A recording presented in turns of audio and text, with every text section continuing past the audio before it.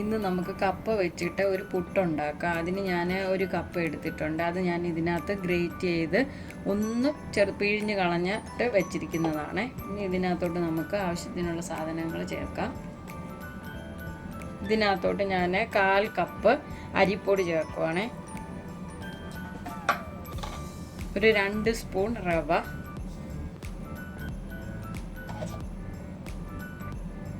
കുറച്ച് ചെറിയ ഉള്ളി കൊത്തി അരിഞ്ഞത്. ചെറിയ ഉള്ളിക്ക് പകരം അരമുറി സവാള ചേർത്താലും മതി. പിന്നെ ഞാൻ 2 പച്ചമുളക് അരിഞ്ഞിട്ടുണ്ട്. പിന്നെ ഒരു നുള്ളി ജീരകവും കൂടെ എടുത്തിട്ടുണ്ട്. അത് നമുക്കിതിനകത്ത് ഇട്ട് കൊടുക്കാം.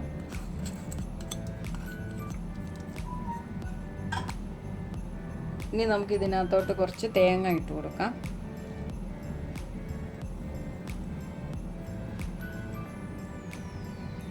ഇനി നമുക്കിതിനകത്ത് ആവശ്യത്തിന് ഉപ്പിട്ട് കൊടുക്കാം. ഇനി നമുക്കിതൊന്ന് നന്നായിട്ട് മിക്സ് ചെയ്യാം. നമ്മൾ വെള്ളം ഒഴിക്കത്തില്ല. വെള്ളം വേണമെങ്കിൽ നമുക്ക് പിന്നെ ചെറുതായിട്ട് തളിച്ച് നമുക്ക് കൊടുക്കാം. ഇപ്പം ഇതിനകത്തൊക്കെ വെള്ളം ഉള്ളത് കൊണ്ട് നമുക്ക് ആ വെള്ളത്തിൽ നമുക്കിതൊന്ന് നന്നായിട്ട് മിക്സ് ചെയ്തെടുക്കാം.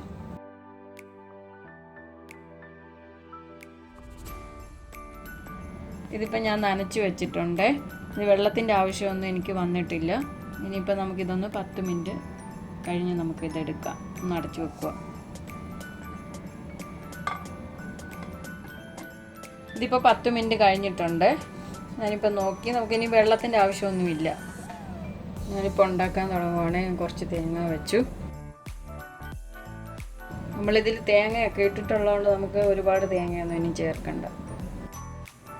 ഞാൻ കുക്കറിനകത്ത് വെള്ളം വെച്ചിട്ടുണ്ട് തിളയ്ക്കാൻ. ഞാനിതിലോട്ട് വെക്കുവാണ്.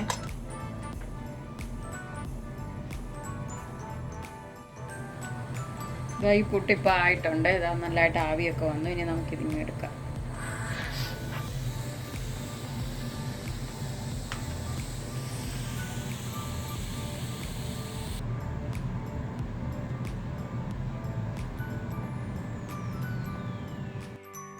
അങ്ങനെ ആവി പറക്കുന്ന കപ്പപ്പുട്ട് നമുക്കിവിടെ റെഡി ആയിട്ടുണ്ട്. നല്ല മണമൊക്കെ വരുന്നുണ്ട്.